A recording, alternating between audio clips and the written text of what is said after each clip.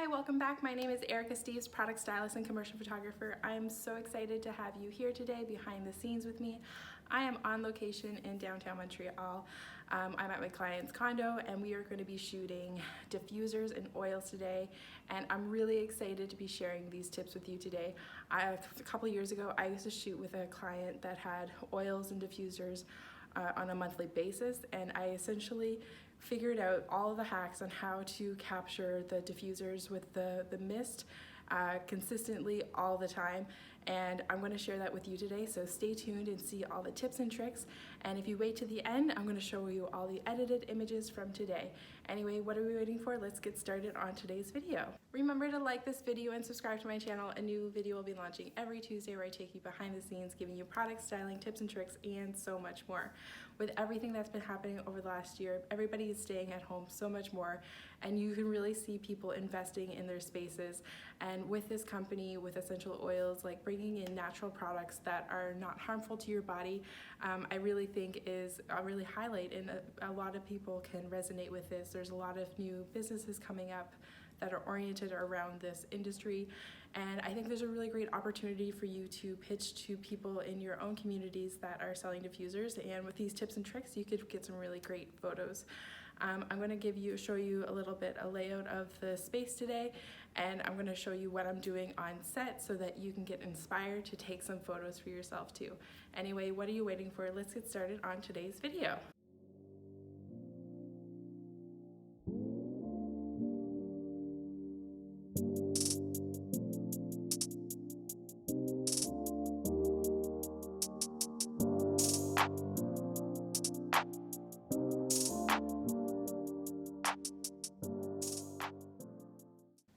Okay, so what we have here is I'm going to start shooting. I have a little setup back here, and I'm going to explain to you what I'm doing in it.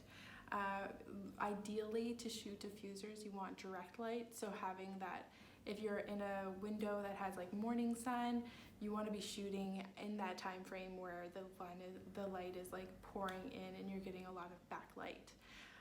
Other than that, I am going to fake it here. As you can see, I have my little pro photo down here it's like an off-board flash. I have it down in the corner, and it is behind the diffuser, so the light is going to be hitting the mist coming up, so that I'll be able to get a really great contrast and be able to take really great photos any time of day. So this is one of my tips for you. I did try setting it on this bamboo little tray and doing a side light for it, but the tray has a little lip on it, and it was eclipsing this and creating a shadow at the bottom of the product.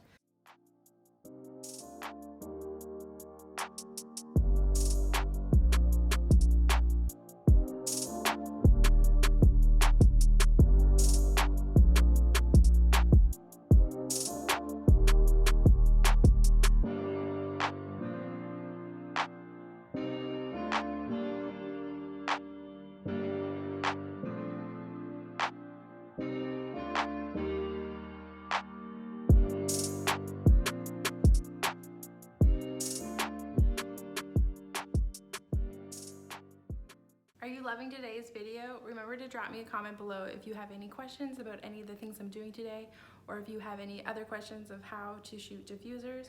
Something that I love doing when I'm shooting essential oils is pulling out some of the fragrances that are in the essential oils to really give the visual sense of what you are buying. So we're going to do this by putting some oranges in the photo. It's going to be like an energy boosting one where it has like citrus notes, and just by adding this, you're going to have some natural elements, which shows the products are natural. It's just like a automatic assimilation that you have with your brain. But when you're using oranges or different citrus fruits, I really love it when you cut in the like when you cut through it, so that you're not going through the stem of the orange, because you want to have your orange looking more like this, where it's like a circular and really beautiful.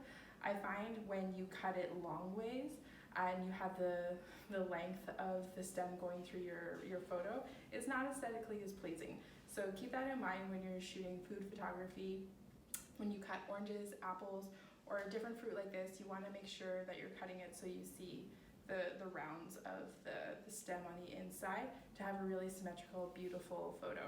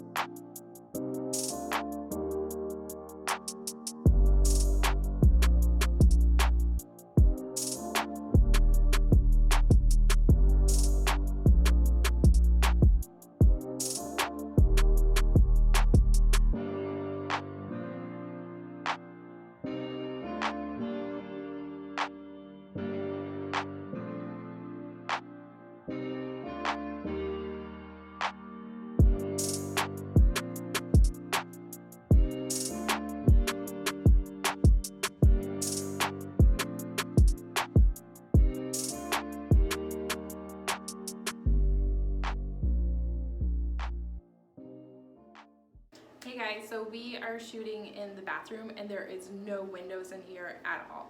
So one of the ways that I'm able to bring out the diffuser, I'm going to show you here in this image, is by having a forced light. I have an off-camera pro photo little guy here. I recently just got this and I'm super excited about it. It's been really fun to play with. And essentially I'm putting it to the side of the diffuser and I'm going to be forcing the light through the mist. And this is the secret sauce on how to get really bright mist photos, is you want to have it backlit or have it lit from the side to really illuminate all of the little all the little particles that are in the air of the water.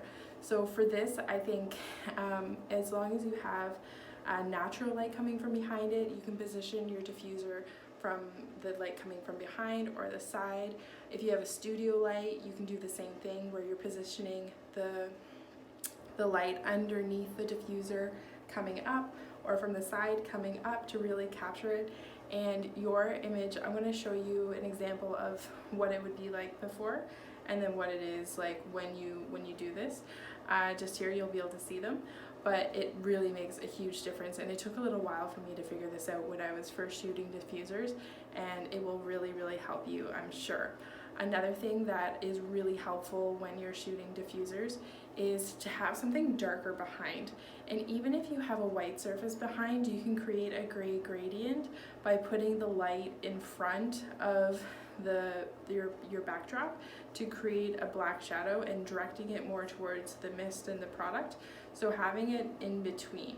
Something that's interesting here is there is like a ridge, like a natural ridge in the building, and the mist is lying right in here in my image. So when I shoot it, it's actually really dark because I have my flash over here. It's getting cut off by this, so this part back here is not getting lit and it's becoming very dark. It's like a natural shadow in the photo, and it's making the mist even more illuminated. So to get really great illuminated mist photos, one, you want to have your light source coming from the back or the side, and then secondly, to have something dark behind. And if you are somewhere white, you want to make sure that there's the light between your backdrop and your product so that it illuminates and it creates a natural gradient or shadow that really helps boost it even more.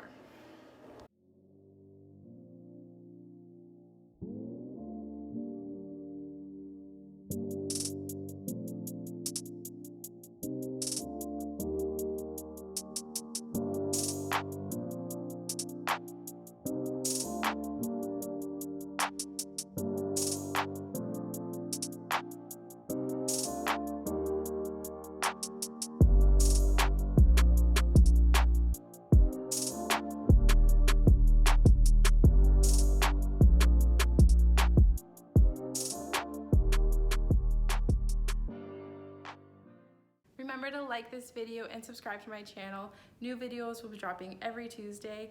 Thank you for coming on set with me today. And remember that if you have any problems, you can always reach out to me. And one of the best ways is you can get my free workflow on how to onboard new clients. I have so much amazing goodies in there. Even if you are an experienced photographer or if you're just new, you can see my onboarding process and how I bring on clients to shape them into being my dream clients. You can grab it right here in the link below.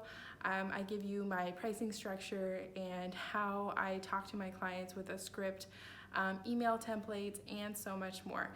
Anyway, so many goodies, just grab it in the link below. There you have it, guys. We had a really great time on set. We did about 2 hours of shooting today and we got so many content.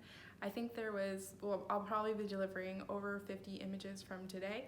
And some of this is just as simple as having the full setup and then changing out a few of the products so that she can use it over a few months' time. So my idea with doing content is maximizing my efforts, and also providing the client with a ton of value.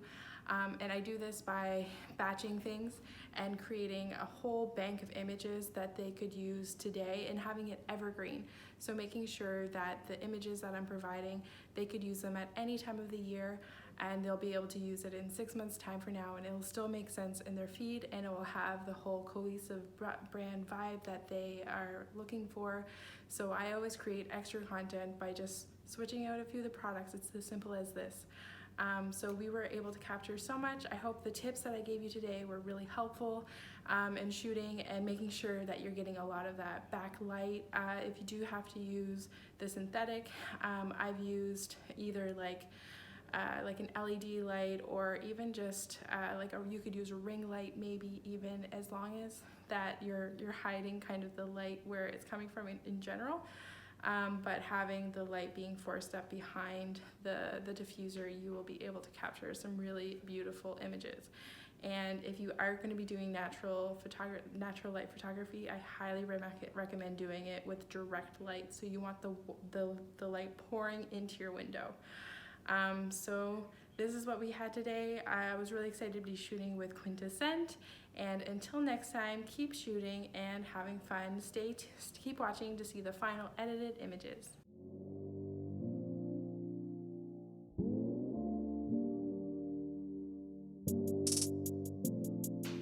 Nailed it. Yeah. Nailed it. Yeah. Nailed it.